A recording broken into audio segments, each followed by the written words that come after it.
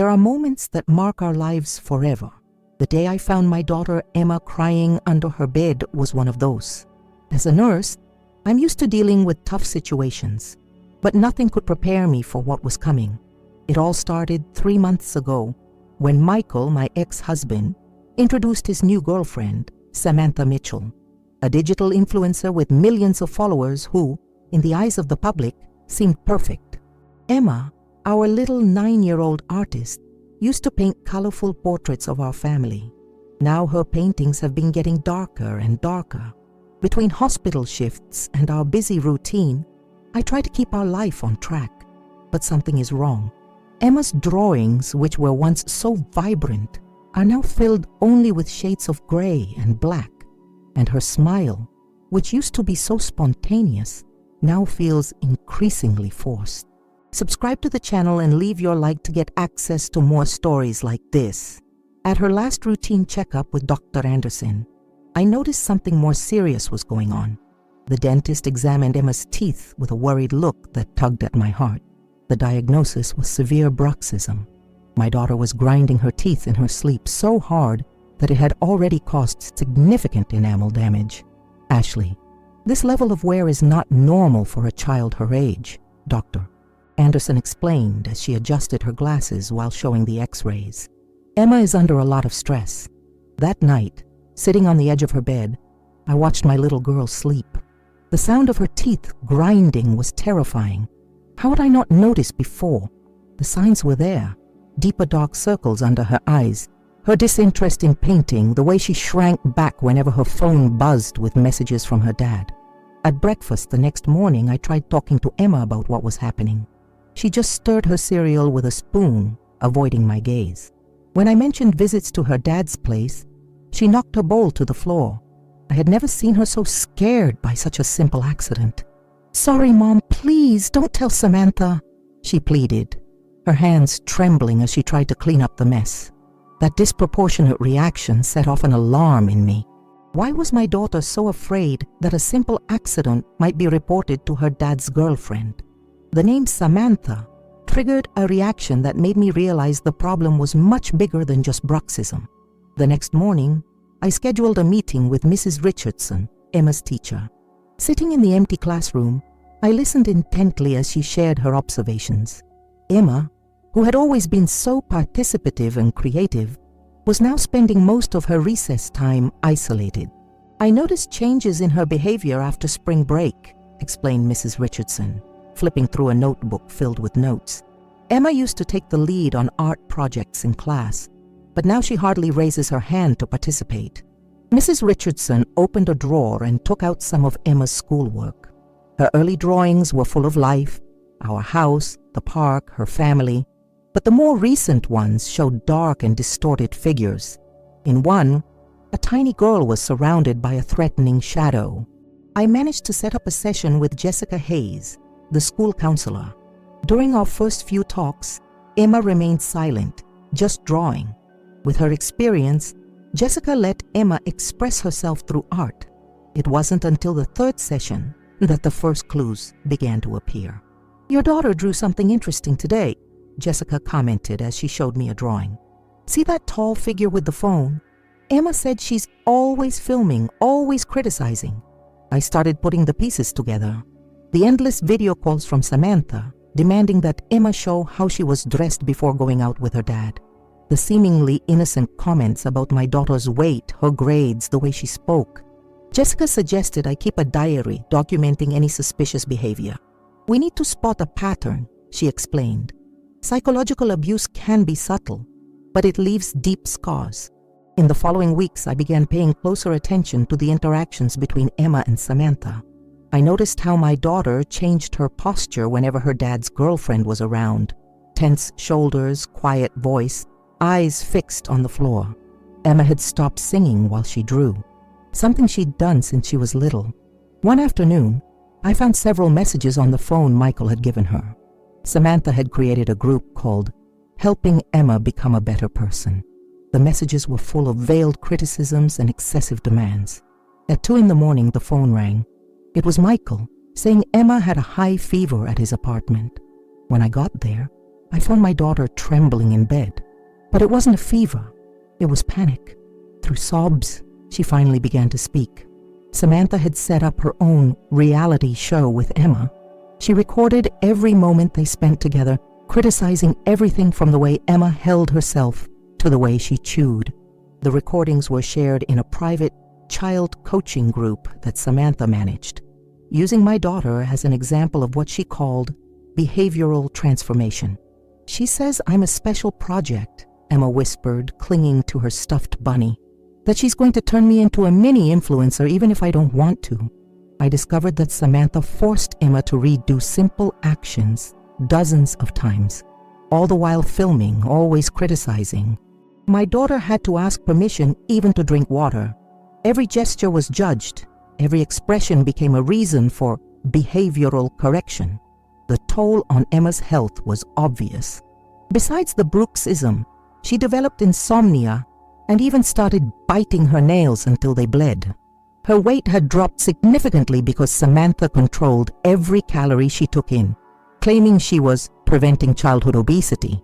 I dug through Emma's phone and found dozens of videos. In one, Samantha mocked a drawing that my daughter had made for Father's Day, calling it immature and poorly done. In another, she forced Emma to repeat a rehearsed speech about how lucky she was to have a mentor like her. The worst were the comments Samantha made on social media. She used photos of Emma without permission, creating false narratives about a supposed behavioral transformation. She even sold courses using my daughter as the example of a before and after, promising to teach other moms how to discipline their daughters. The evidence was piling up. Screenshots of chats, videos, testimonials from other kids who frequented our home. Mrs. Richardson came to me with even more worrying drawings Emma had done at school. Counselor Jessica documented every session, noting clear signs of psychological trauma. It was time to act. My daughter wasn't going to be anyone's transformation project anymore. One Friday night, I drove to Michael's apartment determined to put an end to the situation. I took all the collected evidence in a blue folder. In the elevator, my hands were shaking, but my decision was made. When Michael opened the door, Samantha was in the middle of one of her live streams, using Emma as the background. My daughter was sitting stiffly on the couch, wearing a dress that clearly wasn't hers, heavy makeup on her face, forcing a smile while Samantha talked about modern education to her followers. "We need to talk," I announced, interrupting the broadcast. "Right now." Samantha tried to keep up her digital persona, that fake smile she used on her posts, but her eyes betrayed her irritation. Michael looked confused, glancing back and forth between the two of us. "Emma, sweetie, go to your room," I said softly. "She stays," Samantha interrupted. "We're in the middle of an important recording." That's when I opened the blue folder and started laying out the evidence on the coffee table. The dark drawings, the text messages, screenshots from the private groups. Michael went pale when he saw the videos of Samantha humiliating Emma. "This is manipulation," Samantha tried to argue, her sweet tone beginning to fail. "You're misinterpreting my innovative educational techniques." But then I played a specific video, the one where she forced Emma to repeat 27 times how to hold a fork properly during dinner, calling her too well-behaved and without any potential for media. Michael finally saw the truth. Years of experience as a nurse taught me to recognize the exact moment when someone recognizes the obvious. It was written all over his face. "You're destroying our daughter," I said firmly. "And you, Michael, allowed this." Samantha lost her composure. She started yelling about contracts, her online reputation, about how she was just trying to help a child who clearly needed guidance. That's when Emma, who was still on the couch, slowly got up. With a courage that filled me with pride, she walked over to her backpack and pulled out a sketchbook. Page by page, she showed her dad the portraits of what she had been through. Dark figures with phones, a little girl trapped in a cage of likes, distorted faces screaming. "I don't want to be a project," Emma said, her voice small but strong. "I just want to be myself." Samantha's mask fell completely. She grabbed her phone and started frantically deleting posts and videos. but it was too late. Her own followers, who had been watching her interrupted live stream, were already sharing screenshots of the incident. "Get out of my apartment," Michael finally said, his voice trembling with contained anger. "And don't come near my daughter again." Samantha stormed out, but not before threatening to sue all of us for defamation. Her words rang hollow as she disappeared down the hall, her digital empire crumbling in real time. Emma ran into my arms, sobbing, but for the first time in months they were tears of relief. Michael joined us, finally understanding the extent of the damage his neglect had allowed. The impact was immediate. In less than 24 hours, Samantha's digital empire began to crumble. Her followers, mostly moms, were horrified by the revelations. The leaked videos of Emma's behavioral training spread quickly, sparking an outcry on social media. The brands that sponsored Samantha started speaking out one by one, breaking contracts and distancing themselves from her image. Her child coaching course was denounced by several ex-clients who began sharing similar experiences with their own kids. Michael received a notification from her lawyer threatening a lawsuit for breach of image rights. He discovered that Samantha had made him sign several documents, giving her the rights to use Emma's image in her digital content. Papers he admitted he had signed without properly reading them, worried only about pleasing his then-girlfriend. The next morning, Samantha tried to post a video of her apology, but her explanations sounded hollow and rehearsed. She claimed her intentions were good, that she was just trying to prepare children for the digital world, but the evidence told a different story. A week later, her apartment was empty. She'd left town without warning, leaving behind only a digital trail of destruction. Her social media accounts were deactivated one by one. The private child coaching group was deleted, but not before several moms saved evidence of the abusive methods. The companies that worked with her issued statements of repudiation. A major brand of children's products, for which Samantha had been the face, announced a campaign about respecting children's individuality.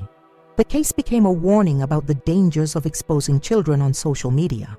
A few days later, we received a letter from her lawyer, withdrawing all the lawsuit threats and asking for a confidentiality agreement. Michael refused. Our priority now was Emma's recovery, not protecting the reputation of someone who had hurt her. Samantha's followers, who had once idolized her, turned their pages into spaces for discussion about the limits of exposing children online.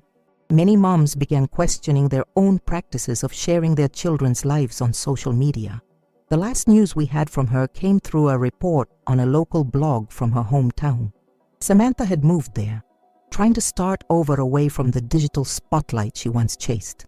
Her downfall served as a powerful reminder of the consequences of psychological abuse of children, even when it's masked as educational content. Her attempts to recreate her online presence under pseudonyms were quickly spotted and reported by the digital community. Her reputation as an influencer was definitely ruined. The empire she built by exploiting vulnerable children like Emma had come to an end. But for our family, the most important thing was that Emma was finally free. Free from constant cameras, endless criticism, and the pressure to be someone she wasn't. The nightmare was over, but the work of healing had just begun. The morning after the confrontation, I found a letter from Michael in our mailbox. Unlike the formal emails we used to exchange about Emma's custody, this one was handwritten with several tear marks on the paper. In it, Michael took responsibility for his share of the blame. He confessed how he'd gotten carried away with the status of dating a famous influencer, how he'd ignored the signs of our daughter's suffering. He admitted that he had prioritized his new digital life over Emma's well-being. "I failed as a dad," he wrote. "I was so busy trying to seem modern and on trend that I allowed our daughter to be turned into content. I was slow to realize that every like on Samantha's posts was taking a piece of Emma's joy away." Michael's change in behavior was immediate and significant. He canceled his own social media accounts and started giving real time to Emma. His visits were no longer orchestrated photo sessions, but genuine moments of connection. For an entire Saturday, he helped Emma reorganize her room at his place, removing all the elements that Samantha had imposed: the photo backdrops, the clothes that weren't right for her age, the ring light she was forced to use on every video call. In its place, Michael set up a small art studio. He bought easels, paints, brushes, everything Emma had always wanted to nurture her natural artistic talent. For the first time in months, I saw our daughter smiling truly at her dad's house. Michael's messages changed too. Instead of photos staged for social media, he began sending me simple, honest snapshots of moments with Emma. A picture of her focused while painting, streaks of paint on her face, a short video of her laughing while trying to teach him how to draw. One afternoon, he showed up at my place with a box full of old photos of Emma from before the divorce. The three of us spent hours together, reminiscing about the times when our daughter was just herself, without filters or edits. "I want to learn how to be the father she needs," Michael said, as we watched Emma doze off on the couch, surrounded by her childhood photos. "Not the dad that social media says I should be." The process of rebuilding trust would be long, but Michael was committed. He began joining our family therapy sessions, listening carefully when Emma shared her fears and insecurities. In one of those sessions, Emma managed to tell her dad how invisible she felt when he prioritized filming for Samantha. Michael cried, something he had never done in front of his daughter, and promised she would never be treated like a social media project again. Michael's transformation from an absent to a present father was gradual but consistent. He learned to value real moments with Emma without the need to document every second for an online audience. Our family was starting to heal, building a new dynamic based on true love and respect, not on likes and views. Establishing a new family routine required patience and dedication. Emma started weekly sessions with a child psychologist specialized in trauma, and her appointments with Dr. Anderson for treating her bruxism continued regularly. Little by little, we created a safe and predictable environment for Emma. Tuesday and Thursday nights were dedicated to art. We transformed a corner of the living room into her personal creative space where she could express herself freely without fear of judgment. Michael joined in whenever he could, even if it was just via video call, just to check on her creative process. Emma's progress was visible week by week. The teeth grinding during sleep decreased significantly. Dr.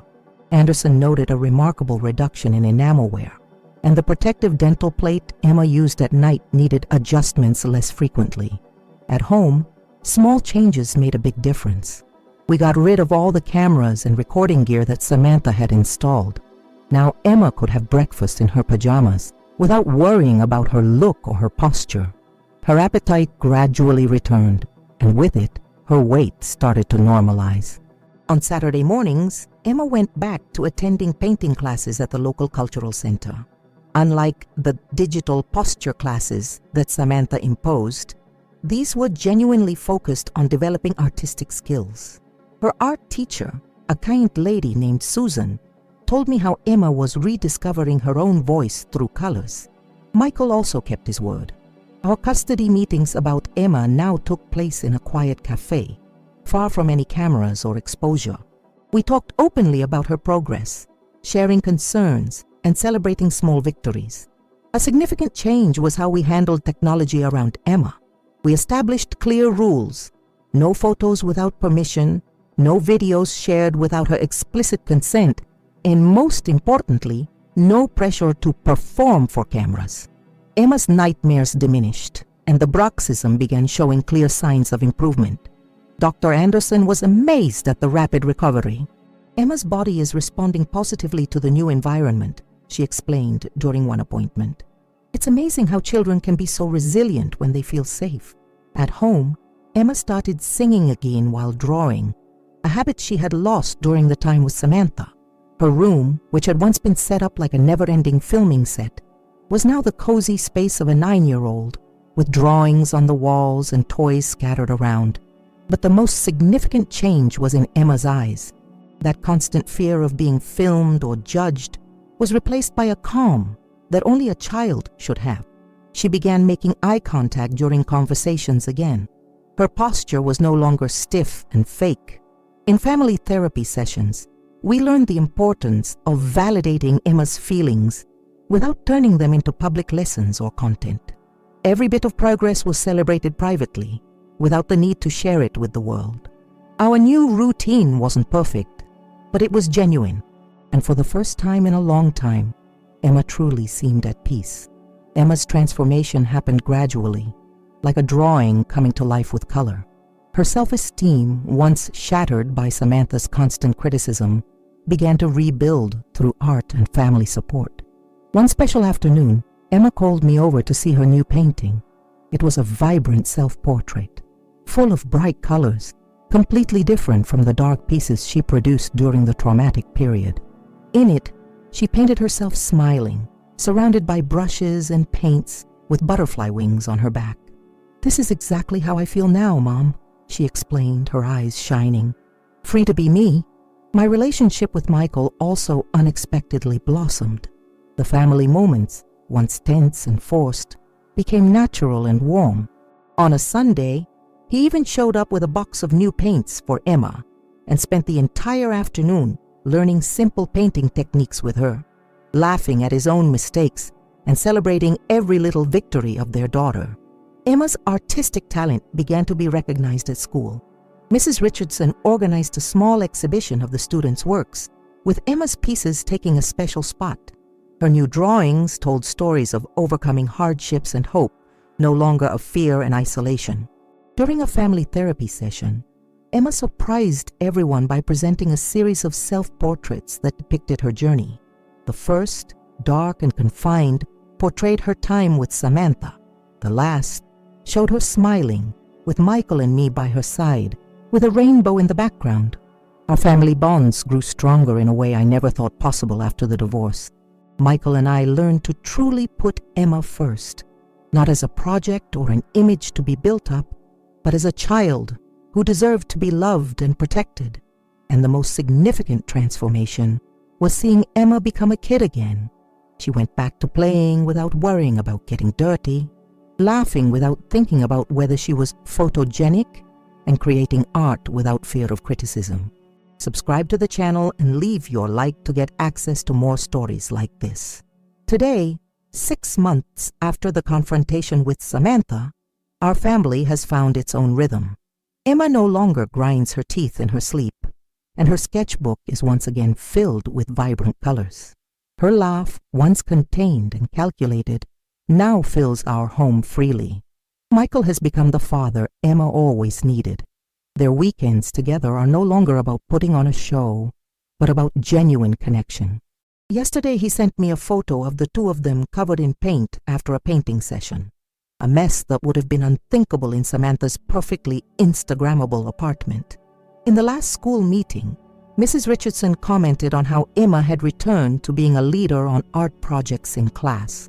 Her most recent work, a collaborative mural about family, is on display in the school's main hallway. In it, Emma painted different types of families, all connected by colorful threads of love and respect. Our home is truly a home again.